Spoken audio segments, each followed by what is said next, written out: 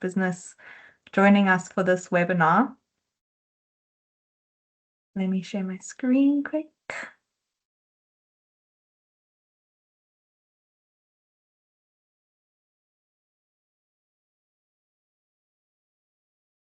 Mark, is everything good? It's visible, Gabby. All is well. Awesome.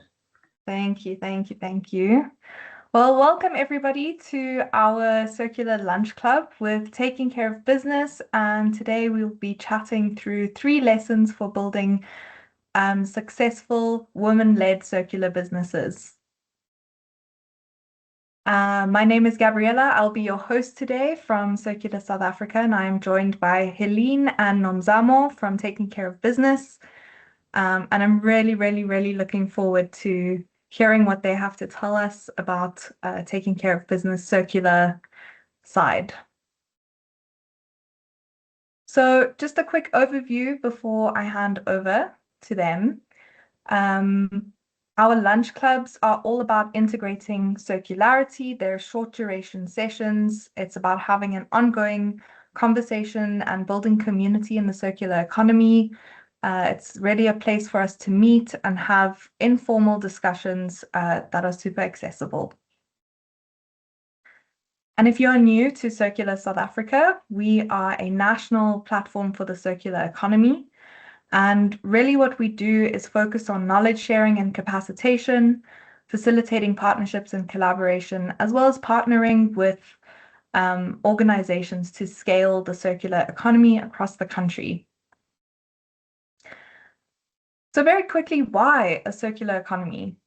South Africa's extractive-based economy has led to resource depletion, social inequality, and environmental degradation. And the circular economy provides South Africa with a regenerative alternative. And we do have 3 global principles for the circular economy, being designing out waste and pollution, keeping materials at their highest value, and regenerating natural systems. But at Circular South Africa, we've added a 4th, which is super relevant for our context, and I think for the world as well, which is benefiting all members of society.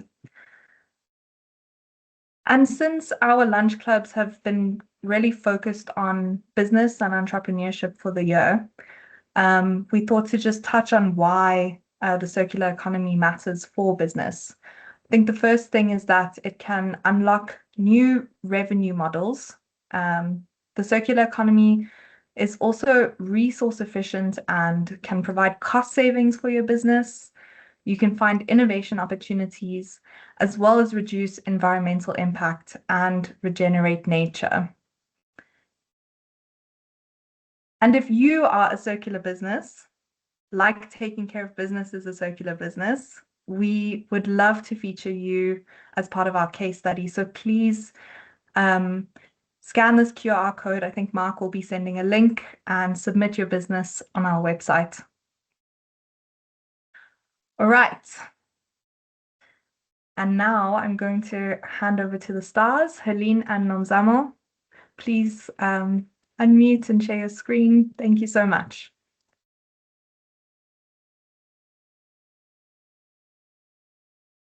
All right, Nomzamo, I'll share and you.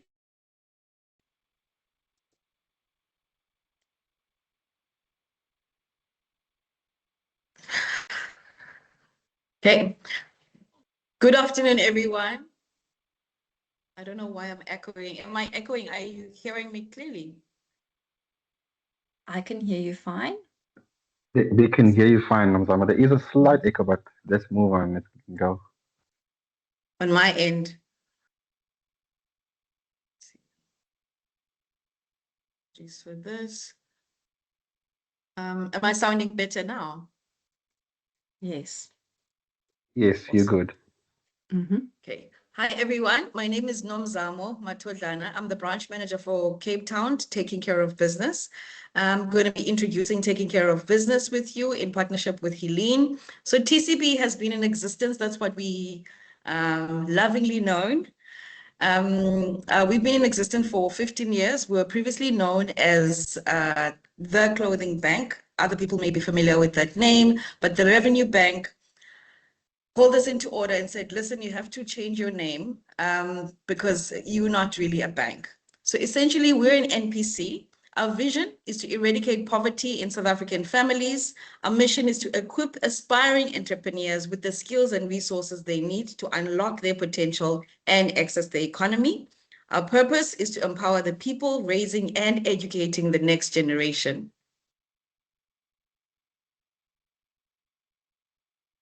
We have 3 programs that work in eradicating waste from landfills. We have the Resell, the Repay, and the Remake program. Our Resell program, which is what I called our mother program, was the first program that existed, which is why we're called the Clothing Bank. Here we equip unemployed mothers to become successful clothing traders for a period of 2 years. We train them on business skills throughout this time and give them support. The businesses are fueled by donations of excess clothing from different retailers. We are privileged to have the top 11 retailers in the country donating to us in terms of clothing, your Truworths, your Woolworths, any brand that you may know, they're donating to us. Then there is the Repay program. The Repay program is particularly targeted at men. Here we equip South African men, essentially also in the 2-year program. They learn how to run appliance repair and trading businesses. So these are men that sometimes have never known how to repair items, but we start them from scratch. We teach them the basics of repairing, as well as teaching them the business skills to be able to maintain their business. Essentially, with the Repay program, it's a 2-way stream where you're able to fix appliances in the community and make money from it, as well as purchase items from us, as well as resell the items. So this is damaged, broken, excess stock that is donated by retailers. It is also, it's repaired and then it's sold to reduce the e-waste. Then we have Remake. Remake, we work here particularly with seamstresses. We train them on how to improve their sewing skills, their business skills. We're taking donations of fabric, cut samples, and our supply chain partners also supporting us in this program. So these 3 programs are our flagship programs where we redirect waste from landfills to use it so that we are able to uplift our communities and in all parts of Cape Town, Joburg, East London as well as Durban. Nomzamo, I know we're talking circularity today. Maybe for context, should we just quickly share around Reskill and Grow ECD as well? Yes, do you want to do that? Sure. Okay. So through Resell, Repair, and Remake, we have lots of deep insights around the impact and the poverty eradication impact that these programs can produce. And as a result, many other organizations, nonprofit and corporate, have been reached out to us to say, what is this secret sauce? What is this KFC 7 herbs and spices? What is it that makes these programs really so successful to support people? And our unique internal training programs are very practical. They are not too theory-based. It's very much learning through doing. And as a result, we launched our Reskill division, which essentially brings all of our life-changing skills training workshops to other organizations, corporate, nonprofit, government, schools, all of that. So it's a menu of training services that we offer. I'd love to share some stories later if you're interested of how we're bringing our circularity and technical training to other communities. And then very interestingly, Grow ECD is where we work in the early childhood development sector, which is a social entrepreneurship sector to support women who are running early childhood development centers so that they can run those as successful preschools that are businesses essentially, while also providing quality education. Okay, but Nomzamo, tell us a little bit more about how our circular economy programs specifically are turning waste into worth. Okay, so we collect all the waste. This is excess clothing from different retailers. We have trucks that go out to the stores. So when you are wearing, like currently, we just getting off winter. So all of that winter stock that's left behind, it comes to us. We collect it.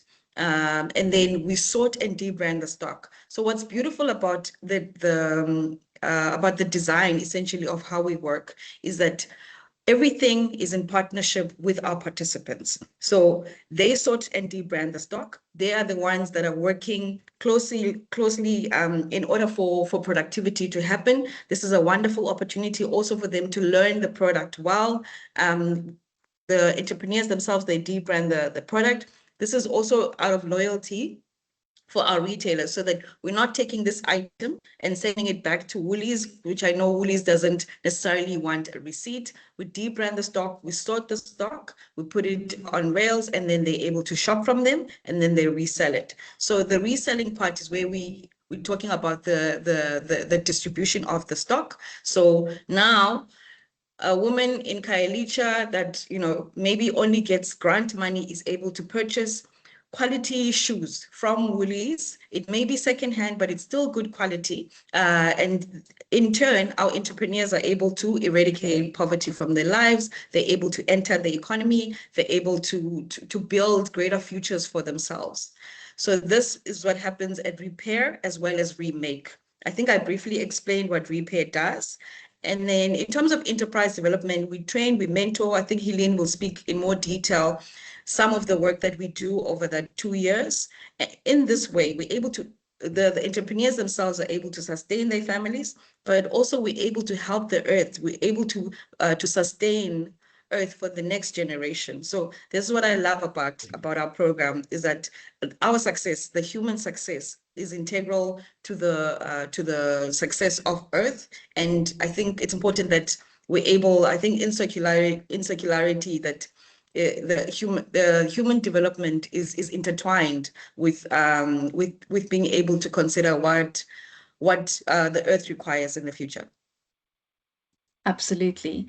And all of that is only possible through those incredible partnerships, whether it's TFG, Cotton On, Pick and Pay Clothing, ShopRite Checkers, Clicks, Home of Living Brands. We really are so blessed to have many partners on board. What you'll find across all of our programs is that we understand that people need holistic development. So there are heart, head, and hands components.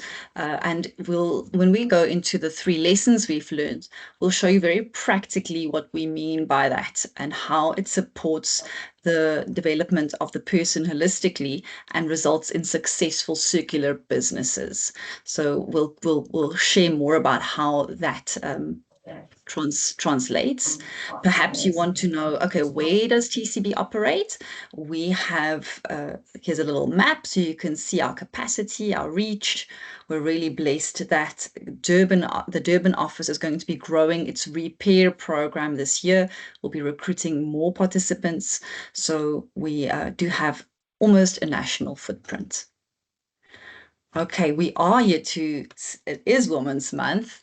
As you could see, we work with men and women, but in terms of women, nice to know that 84% of our participants are women, 25% of our participants are youth, and in our last financial year, you can see there that I'm doing my math here, over 2,500 participants were either actively involved in our enterprise development program, or they had graduated and are still accessing stock.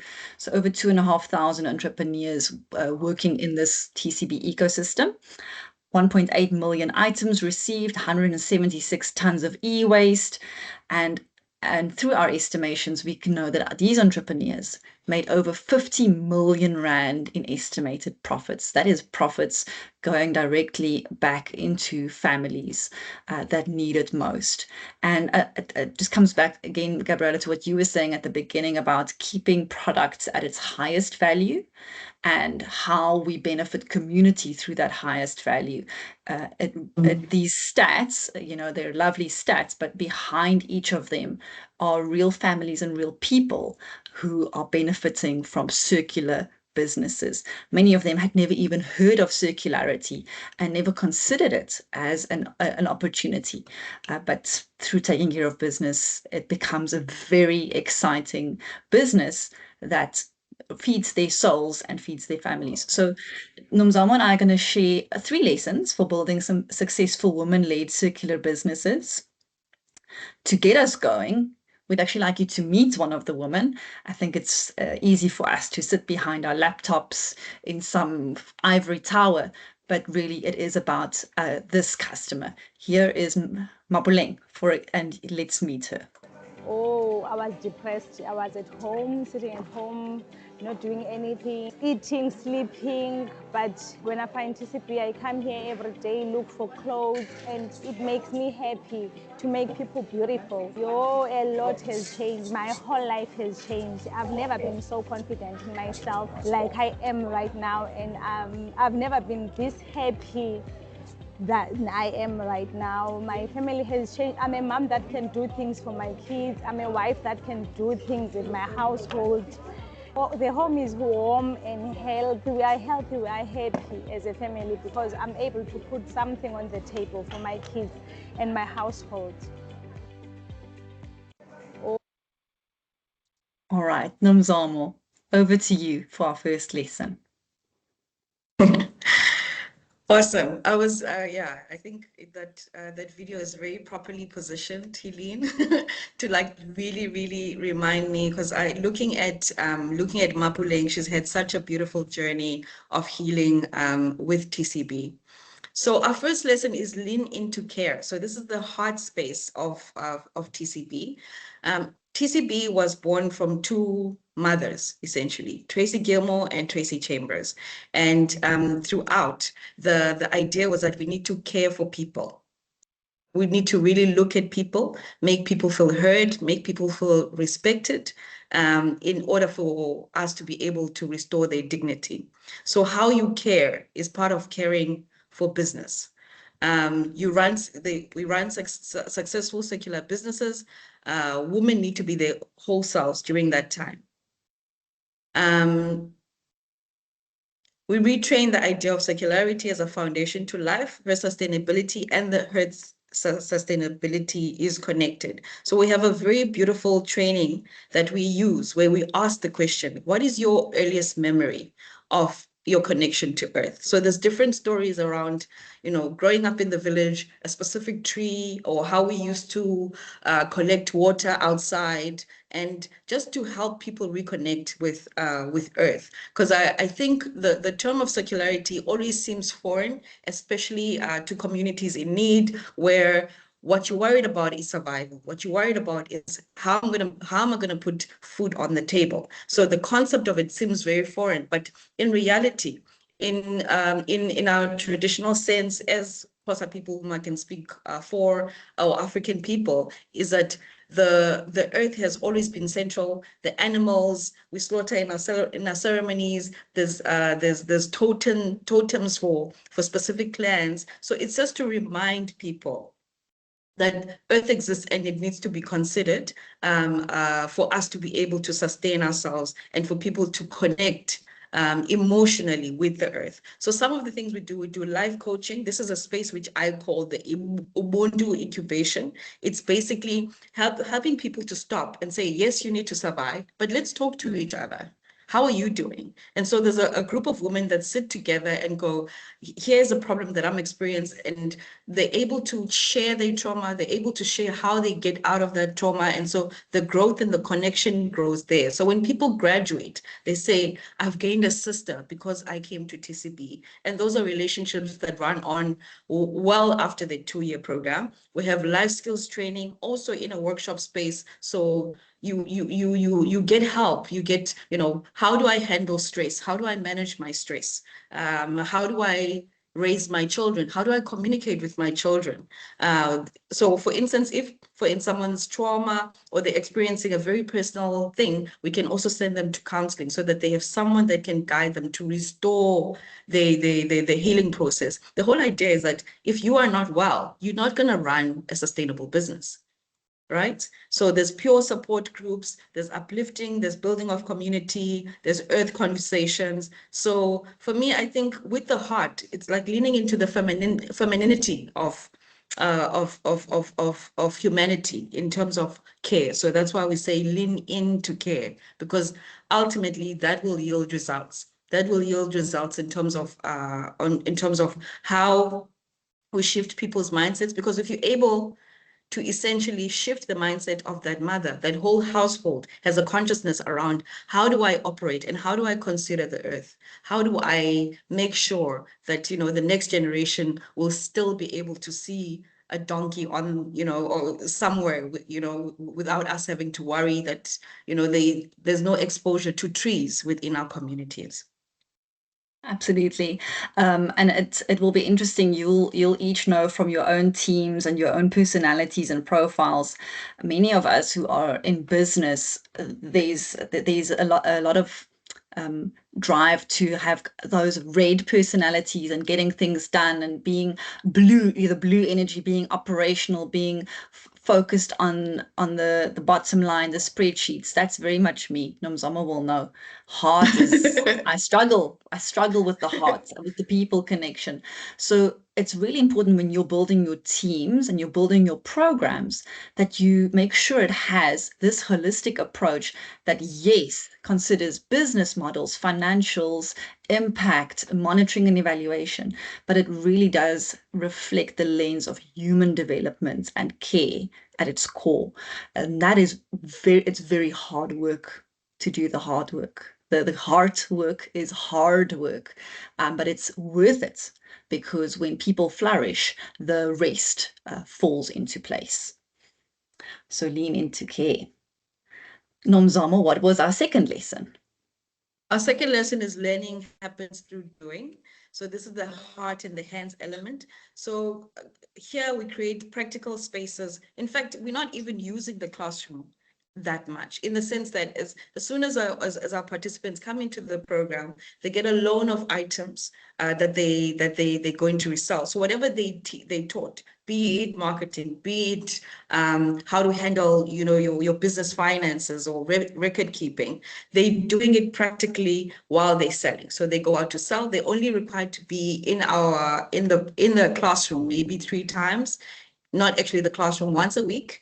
Once a week, they do the pairing. Once a week, they're doing the coaching. So, but the idea is that if you're practically learning it, it makes sense to you. If you're applying it to your own personal drive. So for instance, we tell them you need to have your own personal target. What are your goals that you want to achieve from running this business? So we all around the practicality of things. It's all about doing. So doing is all possible with market access. So that's, we also give them that market access. So TCB pairs knowledge and skills with the startup loans to access the low cost stock loans and stock, and then we support. We do the business mentoring. That's where the business support happens. We do the coaching, the emotional support happens, and just the engagement, the ecosystem itself is very important.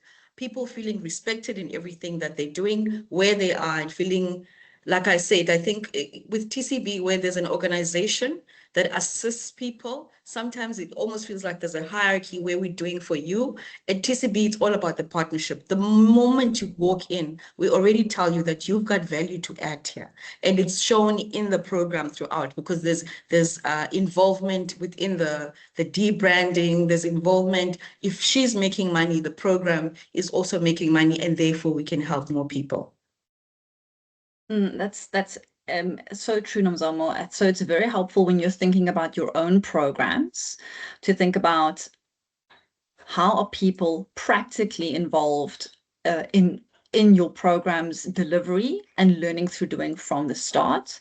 How are we, especially if you're working in the nonprofit and the social impact space, how are you not perpetuating dependence through handouts? Yes. How are you creating opportunities for people to contribute, to invest, to buy, or let me say, to earn the opportunity? Yeah. So in TCB, even if how are they adding value themselves? Yes. Because if they feel they can add value, then they see the value in their own selves.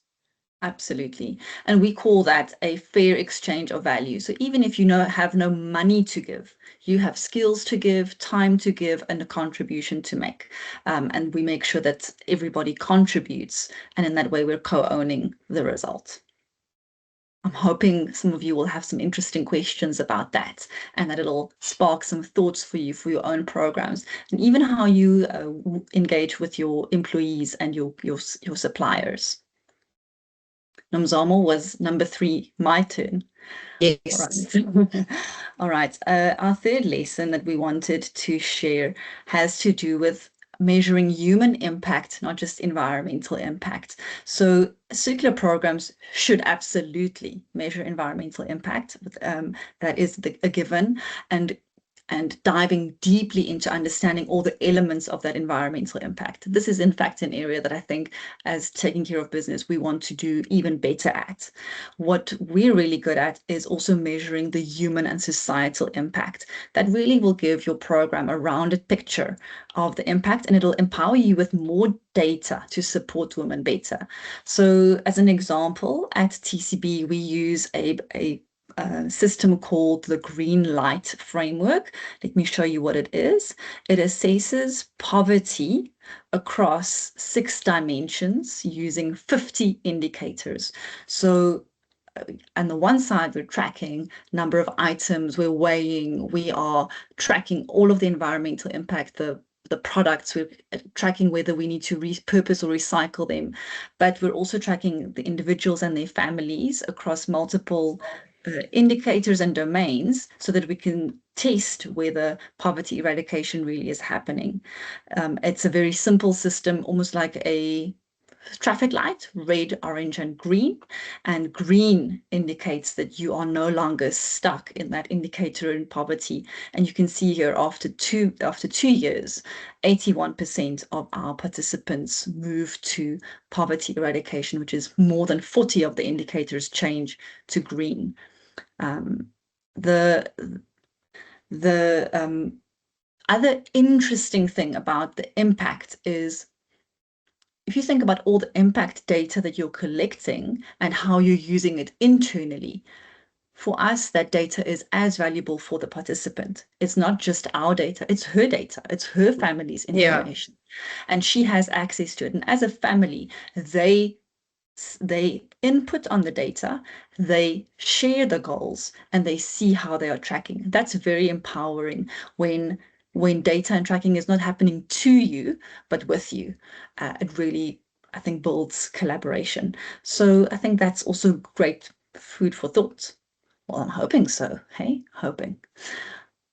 Those were our 3 lessons. We probably could have had even more, but we feel like these were the most important ones, and where there's the most takeaways for, stop sharing, takeaways and insights that we hope that you can apply in your business, whether that's a social impact business or for profit. And we're happy to share more or answer questions. Thank you so much. That was just really wonderful and so inspiring. I think for me, taking care of I'm huge fans of your organization and the work that you guys do, and I'm always so in awe of how much you manage to do. So I've got a few questions, but everybody else in the room, you are welcome to raise your hand, unmute yourself. I'm just going to change the settings quickly so I can allow mics, and yeah, hop in. Well, while Gabby does that, I just want to also say well done, guys, for the great work that you do. And for me personally, one thing that I love as an entrepreneur myself, I love the fact that the point that you mentioned, that if the person is not okay, then the business is also not okay. And I just wanted to know, just as a question to that, is there a set methodology that you guys actually use to get people to buy into the program, or people to actually understand that? And when I say people, because I'm sure the entrepreneur will really agree with you, but like a funder per se, how do they see that as value?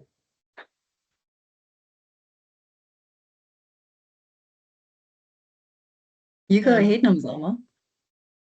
So are you asking how are the funders finding our holistic approach as value? Correct.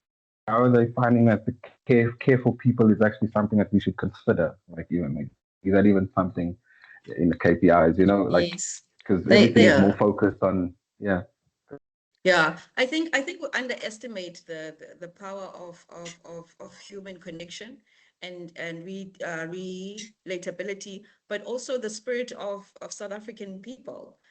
So what we do beautifully in all of our branches, that we invite our funders to come and see our and experience. And we love to sing, we love to dance, and I think there's nothing that can describe a person that feels free, a person that feels liberated, a person that feels safe in a space. And I think those are all prerequisites for development that we've mastered. And when people come here, they completely fall in love with the program, because they can relate, they can see their mother, they can see their domestic worker, they can see their next door neighbor, they can see themselves in the people that we serve. So that's what we do, is that we capitalize on human connection. That's beautiful. Awesome. Thank you for that. SC, I see you've popped a question in the chat, but you're welcome to unmute yourself. It's nice to see you. Hi, Gabriella. I like wave. So question about this is so I like the poverty line considering the location that they visit. So with the kind of human well-being, do you have something additionally that you measure? Because that's obviously great from an impact perspective, but kind of like, I want to say people can not be okay even if their economy is okay. Like that part is handled. Do you have something specific that you kind of keep track of with that for people? Yes, so the Greenlight survey measures much more than just economic wellness. I just want to share this again. Yeah, I'm on their site as well to kind of go their through site that. their site needs an upgrade, I'll be honest with you. Okay. So for example, and it links to your question about what funders are looking for. We sometimes assume funders are only interested in economic outcome, employability, income above the poverty line, income streams. All of the other indicators look at things like, for example, you could see their self-awareness, motivation, even participation and organization in community. It even asks people whether they vote, to understand how actively involved people consider themselves as citizens. It looks at education and culture. It helps. It really helps you get a holistic view. And I know that Greenlight, I'm speaking on their behalf, but they are adding a seventh indicator soon, which will measure entrepreneurial spirit. And so it really is an interesting tool, and TCB is by all means not the only organization using it, which I think adds to the value of it. And that Greenlight is an independent organization using independent assessors. We're not marking our own homework either. And many other organizations who focus on poverty eradication then use the tool, and as a community of practice, we can learn from each other and improve our outcomes. So we also use it internally, particularly in terms of running programs. So it's very like we do it at recruitment. So we do three surveys. We do a baseline survey. This is the survey that Helene was referring to, where the whole family is able to do goal setting as to what do they want to achieve.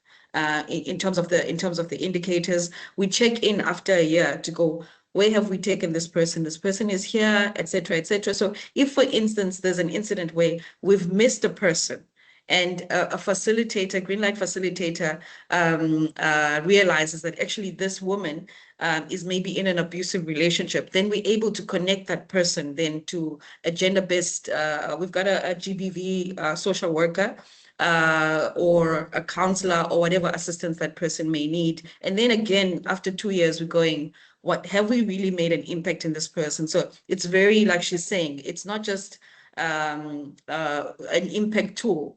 It is an impact tool, but it's a personal impact tool as well. Awesome.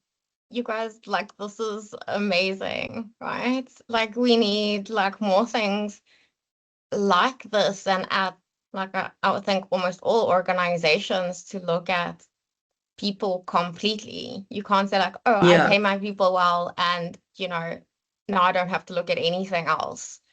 So it's very cool. So thank you. Thanks, Esty. Awesome. I'm going to hand over to Stefan. You're welcome to unmute, pop your camera on. Good afternoon, everybody. Again, thank you for these fantastic inspirational ways to spend the lunchtime. I really appreciate them.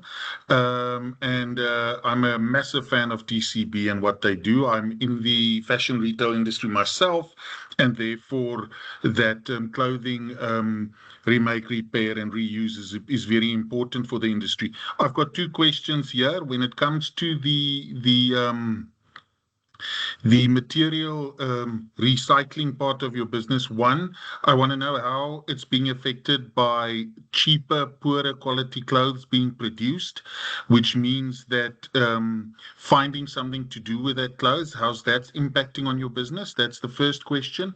And then the second question, of course, is when we talk about circularity, when we are recycling this clothes, we are only postponing the inevitable discarding of whatever it is that's been produced, and how do you consider that when you decide on products that you are making and recycling methods applied to the material that you collect? Nomzamo, do you want to comment? I see Janine is on the call. Okay, so let's address the first question, which Janine, maybe you want to comment on that briefly, has to do with the quality of the materials, and even that and the stock available is very closely related. We are definitely seeing a growth in the number of so remember, we don't receive a lot of second-hand goods, but in our remake program, we take the items that cannot be sold as is, i.e. not editing it at the highest value, and we repurpose and upcycle it. And here the quality of the products definitely impacted. Yadri, I see you. Do you want to make a comment on that? Yadri and Janine work at the remake program. Yeah, so she's just quickly stepped out. But yeah, so we try, so like we will get broken stuff and then we'll try and fix it first. So fix a hole and extend the life cycle. We might need to cut off a leg to do that purpose. Then we go, oh, we can make a toy out of that leg, and we make a toy. The smaller the offcut gets, the more difficult it gets. So we've even made dog beds, and we stuff the dog beds with the offcuts. So we really try and find something that leaves here that extends the life cycle of everything we get. At the back end of it, yes, we're not recycling that to the point that it doesn't go to a landfill. So we're selling it in a new product form. That product doesn't come back here for recycling again. If that answers your question. Yeah. So Stefan, yes, we're kicking the bucket down the road, right? By repurposing the product and creating new items. But eventually the problem does remain with where does that go? Yeah, so I think to answer the question around, what are we doing with excess waste that comes from your China, where the material itself is really unrecyclable. We don't get to choose what we receive, but I think what we try to do as much as we can is just to extend the lifespan of the material itself by reselling it. Yeah. I'd love to share one example of how we are trying to also help the retailers create less waste. When it comes to the appliances and the appliances that we repair in our repair program, for example, we recently we were working with one of the retailers who one of the products is breaking a lot. And when we assess the product, we'll give them feedback on why the product is breaking regularly, why we're getting so many customer returns and damaged goods, so that they can push back to the manufacturer to improve the quality of the manufacturing. And that way we're trying to also, we love to get the waste from our retailers, but actually we would like retailers to have less waste, which would create a new problem for us, but a good problem. Very much, ladies. Just as a bit of information, I work for H&M, and we obviously collaborate with Clothes to Good, which does very similar work to yourself. But just to create an idea of the extent of the problem, is that we're sending about 40 tons of used clothing away every month, and that's still way below the capacity that we can handle. But yeah, the waste of material is a huge challenge, and if we can use that and it can benefit people to the extent that you're doing, that's fantastic. But it's a massive challenge that's still growing, and obviously there we use second-hand clothing, and the weaker quality is having a massive impact on that program. But thank you for your answers. I appreciate it. Thanks, Stefan. Thank you, thank you. I'm gonna move on to Sibusiso. You're welcome to unmute and ask your question.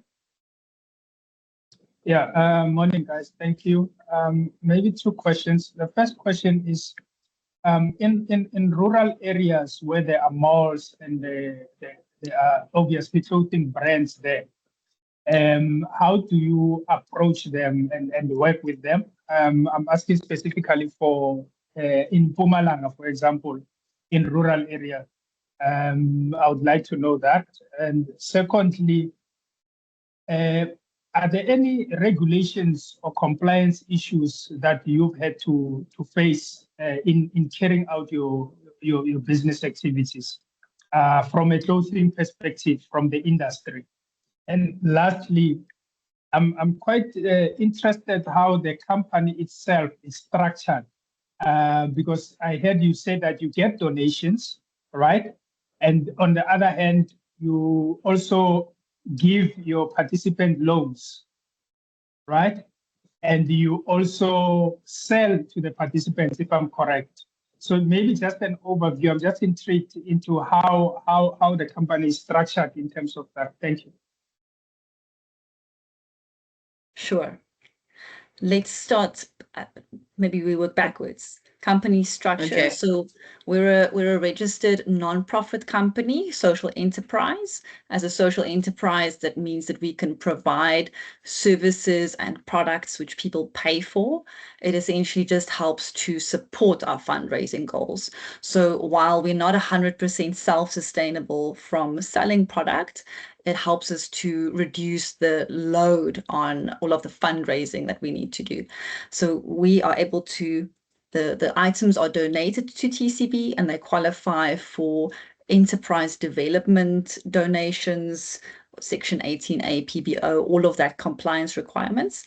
And then we sell it at a very reduced rate to our participants and train them how to do a markup. This is also very important to us because in reality, if any of us were running a business, no one was going to give us free stock, right? So it teaches her from day one how you pick product, check pricing, put markup, and plan for profit, and then reinvest your profit back into your business. So it creates a more realistic kind of economy for her, but that's low risk. Because the big thing is if you're living on the SASSA grant, it's high risk to invest your money in starting a small business. We want to make sure we're giving a business model that's proven, but low risk. When we say that we provide a loan, it is not a financial services loan. It's essentially credit. It's to help her kickstart her business and buy that first stock that she's going to turn into her first profit. And then she can use her profit to buy her next stock. And she can pay off that loan over 3 or 4 months, if I remember correctly. But only after 4 months into the program. So after she's Yes. able to make an income for herself, then she can start making the repayment of 200 rands per month over a period of 4 months. Yes, yes. So it's very affordable. We don't charge interest or anything like that. Because in reality, if you want someone to start a business, they need the skills, they need the stock, and they need capital to invest in that stock. In terms of compliance, there's a lot of compliance that we need to make sure we are aligned to, you know, all the way from board and governance and legal compliance. There are the RPOs, there are the, so maybe if it's compliance, I'm not sure what specific compliance angle you're interested in. And Nomzamo, what would we say is our feedback in terms of rural? I mean, we've been approached by many people who would love us to work in more rural communities. It has to do with where there is stock, because stock is the lifeblood. But maybe you want to comment. Yeah. So we have a branch in East London, which is quite rural, which is working efficiently. And then, and we have branch in Durban as well as Joburg. So Mpumalanga specifically is serviced, or the ladies from Joburg will sell to Mpumalanga. The same way that in Cape Town, you still have ladies selling in the Eastern Cape. So we have people from all over that sell to those provinces. We've had a program in Joburg where we're selling excess stock to an NPO in Mpumalanga. But again, like Helene is saying, it's all dependent on stock. So we don't want to, what we've explored is if we're able to get enough stock, then we can start a program in a specific space. But we don't want to overreach, where we're saying we can start a program in Mpumalanga, but we don't know where that stock is going to be coming from. At the moment, we're getting from all of the head offices or the DCs of all the retailers, and it's enough to cover the four offices that we currently have. And then from then, our participants will go out into the rural areas and sell to those communities. What's nice about our Reskill division is Reskill actually helps us to bring the training and the skills to rural communities without us having to build more branches, employ people, incur all of those costs. So a great example just recently is that through our Reskill program, we brought our technical training skills, the appliance repair and electricity skills.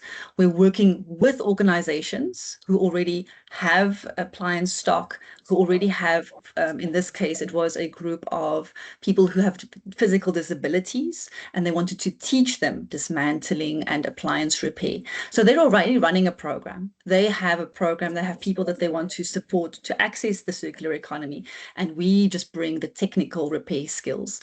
I think that's a great way we need to realize we can't just have TCB all over the country. There are many amazing organizations doing amazing community work. Sometimes we rather need to partner and work on each other's strengths. That's brilliant. Okay, no. Thanks for saying another question. Yeah, not to make too much dialogue. I know it's lunchtime, it's very short. Just to confirm, you are an NPC, not an NPO.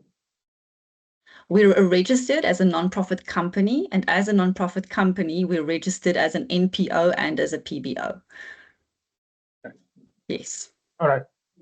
All right. I'm in marketing, so I don't know if you can trust what I'm saying. I'm not. I'm not CFO, so I'm in marketing. But as a Sibusiso for you, with all of it. But yes, so the legal entity is non-profit company, but we are a non-profit organization and also a PBO. Yes. No, thanks, Helene. I'm learning in the process, so it's very informative. I'm very much learning. Thank you very much. But last one, on providing the credit, right? And I'm asking this: is you don't get in trouble with the NCR on that aspect? So and I'm not from NCR. It's only us here, you know. Let me paint the picture for you, Sisone. Let me paint the picture, because I think when we're saying credit, your image is a financial loan. So what happens? The women are in the program, and we have on the system all of our items of clothing. So they are allowed to take from our shopping floor items worth a specific amount. So we're not giving them or sort of financially distributing an amount of 800 rands into people's accounts. It's them taking the clothing and reselling that clothing, and it ends there. So it's not a continued thing. So one person can only get the 800 rands, and they repay that over time. They're basically paying us back later for the product that they've bought to help them start their business. But we're not providing loans, we're not providing credit, we don't charge interest. Or we're not competing with the banks. Not yet.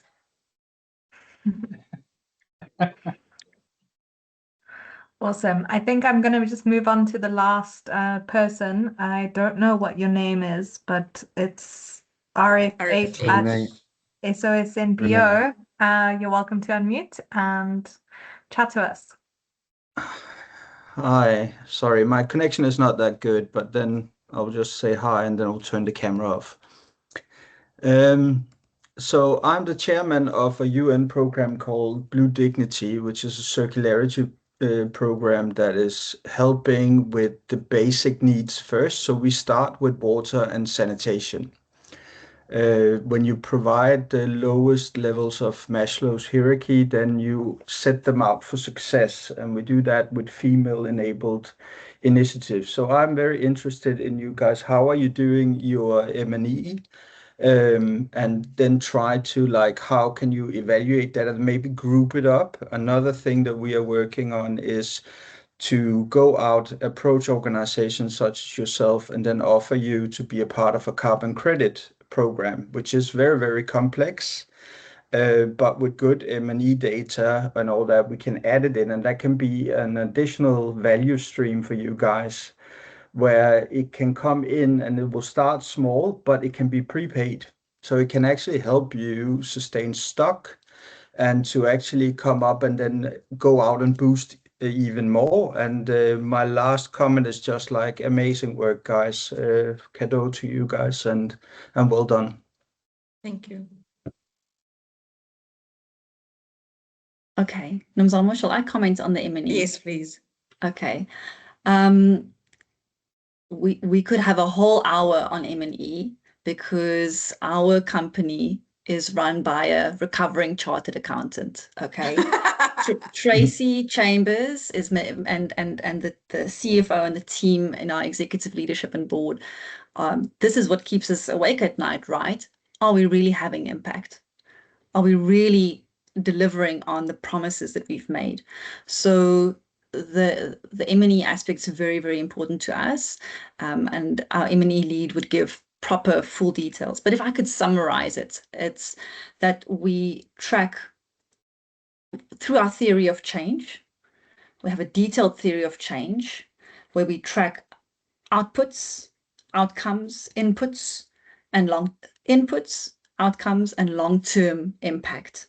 So we are tracking at different levels and at different times. Then there is through Greenlight, for example, formal independent baseline 12-month, 24-month assessments by independent assessors. But we need to be able to respond much faster to how the people in our program are operating. So we also have a lot of internal feedback loops, M&E, quantitative and qualitative data that we're collecting and assessing all the time. And you can imagine that AI and insights is really helping us to fast track that. So I don't think that answers your question holistically, but we understand that we need to track business inputs, business outputs, whether people are achieving poverty line eradication. We need to track product, environmental impact, ESG impacts. Then there's people and all the holistic people stuff we want to measure. And then there is branch performance, sales, and then there's how our people are doing, our staff. So there's a lot that we track, and each funder or partner usually has a unique angle of what's most important to them. But currently it's very much ESG, it's very much environmental impact, units, kilograms, and people want to see how those products flow, whether they are resold, repurposed, remade, recycled. And then there's the poverty eradication and family impact side. So I would say a whole hour for M&E ST, yes. I think an M&E impact session could be amazing. Yeah, but on our website, our annual report has just been released. Maybe you want to download our annual report and also see how we share some of the impact, and then reach out if you want to know more about a specific angle. Yeah, I just want to offer my assistance to you guys, because if we can add you into the UN program. It'll be a Yes. huge benefit from you guys. You will also see a different kind of donors who doesn't think in that way, but Yeah. they need to offset. And Love it. yeah, so I'm available. You can reach out to me. My email is there. I would love to help you guys. I'll do that now. Thank you. Brilliant, brilliant. Thank you so much. I think this has been such a wonderful, wonderful session, and congrats, guys. It's really so remarkable what TCB has achieved. I'm going to wrap up, and I hope that all of you enjoyed the session today. You'll get a link to the recap of the video, and we'll pop the contact details of Taking Care of Business there if you want to reach out to them and partner and collaborate. And yeah, thank you all. Thank you, Helene and Nomzamo, so much for your time and for everybody's engagement. Thanks, everyone. Lovely. Thank you. Thanks, everyone. Thank you. Bye. Bye. Thanks, everyone. Bye. Bye.